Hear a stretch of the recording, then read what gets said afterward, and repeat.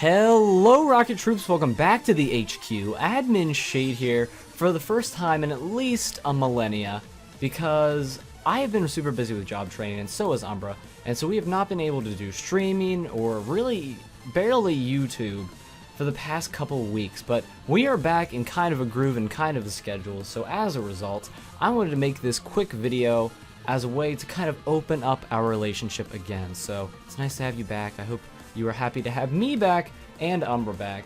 But as you can see in front of you, this is a Pokemon Showdown battle. I actually have 3, and my first one is against J Trinity 45. So as you can see, my team is a little bit different than teams I normally make in the past. This is actually a hyper offense team. So for those of you who are trying to get into hyper offense, just kind of as a meta play style, this is kind of as close as you're going to get.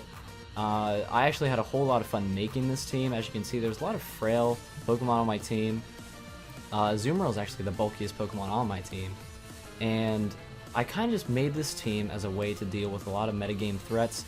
And the only real support I have on this team, a lot of people have like Wish support and all this other stuff, but I really kept it simple, and the only thing that I really have is a Rapid Spinner in that Excadrill. So this is a very true to form hyper offense team. Basically, for those of you who don't know what I mean when I say hyper offensive, is basically there's a lot of frail Pokemon, but there's also a lot of power behind this team.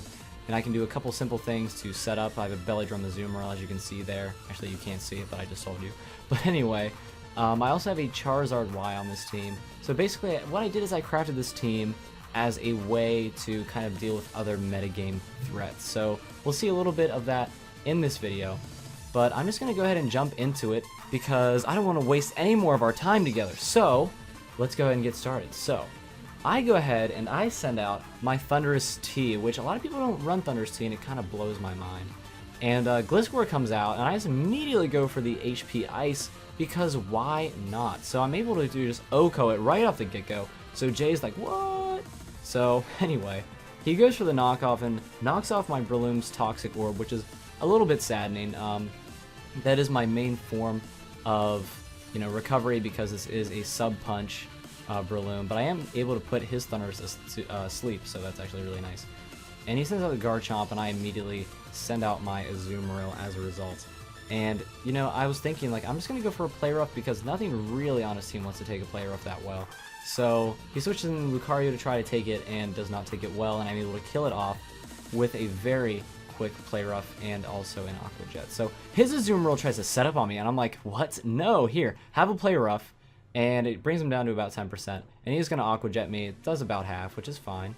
And then I just go for the Aqua Jet as well and knock it out. So I was kind of assuming he'd go for Belly Drum because, why wouldn't he? Maybe he thought I was Assault Vest or something like that. I didn't really reveal that to him.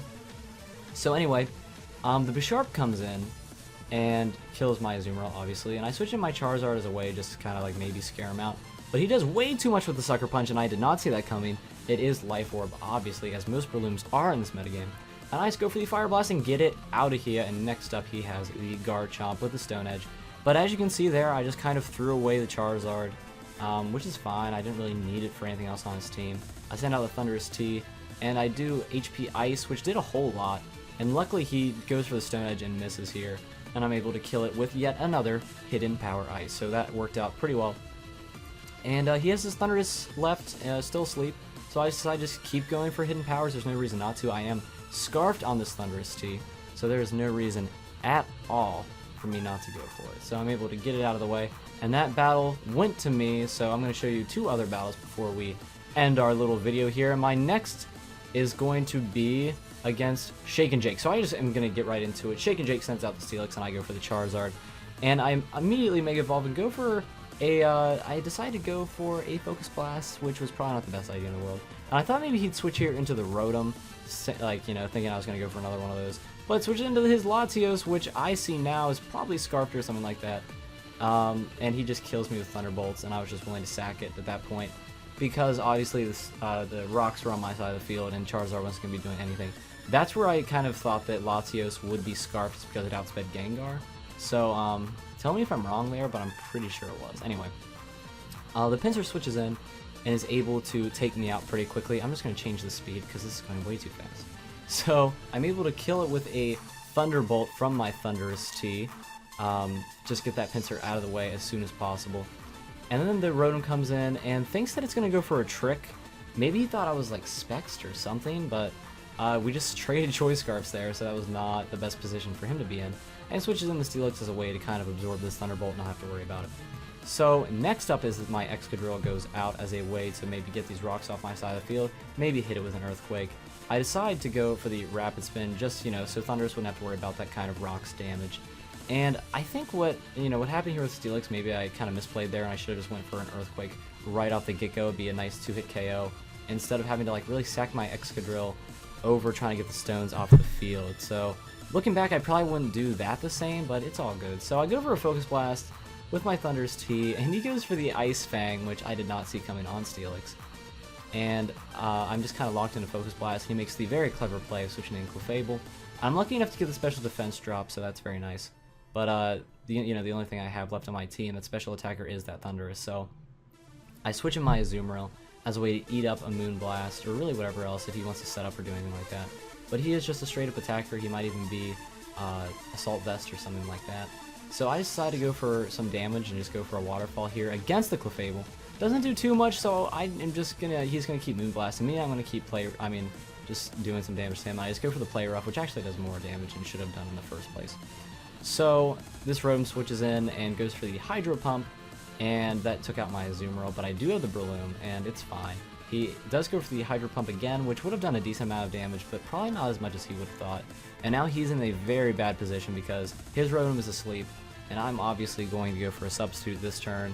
He has this Rotom left, which I'll be able to take out with a Focus Punch, and then nothing left on his team but Steel, so he is not in the best position right meow. So I go ahead and take out the Rotom, and then he decides to switch in the Heatran, most likely as a way to break my sub, obviously. And instead of trying to put it to sleep and all that jazz, I decide just to, not even try to risk, first turn sleep or anything like that, and just immediately go for the Focus Punch. I'm able to take out the Heatran, so obviously the last thing he has left is his Steelix. So I'm able to go for a Spore here, just as a way, he would probably hit me with an Ice Fang or something like that. I didn't really want to have to deal with that, so I just put him to sleep. And Shaken Jake actually decided to forfeit that battle because, he saw another Focus Punch coming. But a very good battle nonetheless. I was able to kind of turn that around despite some bad playing. And that's the thing with Hyper Offense teams. You might win, you might lose sometimes, but if you do win, it's not always going to be a huge, 5-0, 6-0 victory.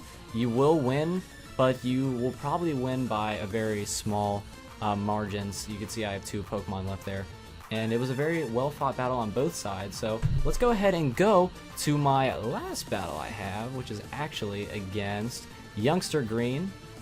So I'm going to go ahead and just jump right into the battle as soon as I am able to play this with music off. Okay, so I go ahead and I send in Thunderous T, and he actually sends in his Thunderous, which is not a bad idea. I go for the HP Ice as a way to take its health down, and it actually goes for an HP Ice back and does even more damage, which I was not expecting. And I decided to switch into Azumarill here, maybe thinking that he was Spexed or something like that. But I, kind of switched him maybe too hastily there, and he switches in his Bisharp as a way to deal with my Azumarill. And I switch in my Excadrill as a way to eat this Iron Head up, but it actually does more than I thought it would, so that's unfortunate.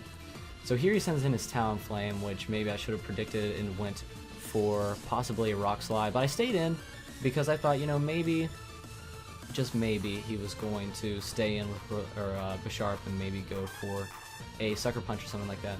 He switches in his Thundurus. He U-turns, maybe thinking I was going to switch out for sure with my Excadrill. But, that's the thing, is that you can really throw people off by what you're willing to just throw away with a Hyper Offense team. I looked at my team, I looked at his, and I knew what I needed to win. So I really just kind of went, all out and just decided to stay in maybe when I shouldn't. So he actually kind of has to double back now and go into his Bisharp as a way to Sucker Punch me and get my Excadrill out of the way. So here, the Sucker Punch does way too much damage, as we've seen before from another Bisharp.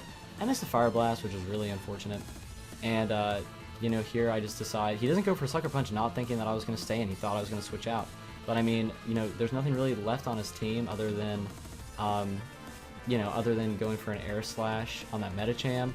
But I mean, I was just thinking, there's no reason for me to just, stay in with Charizard or, switch out with Charizard. I wasn't benefiting at all.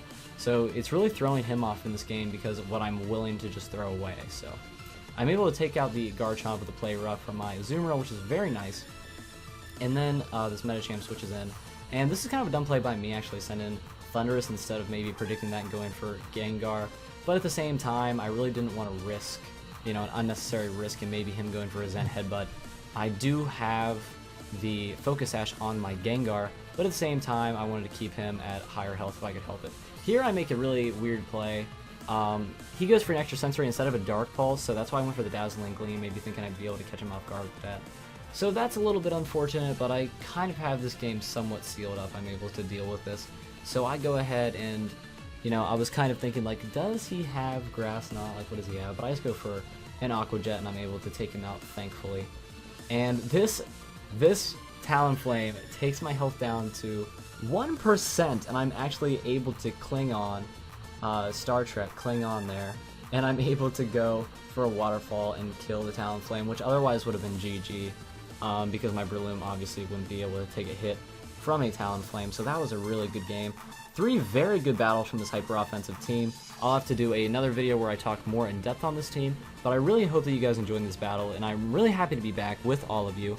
Very excited to be back with Rocket HQ. Expect more streams. If you haven't done so already, please go into the link in the description. Give us a follow on Twitch because we will be back very, very soon with more streaming content and more YouTube videos. So until then, this is Admin Shade signing off for Rocket HQ. Have a great day, guys.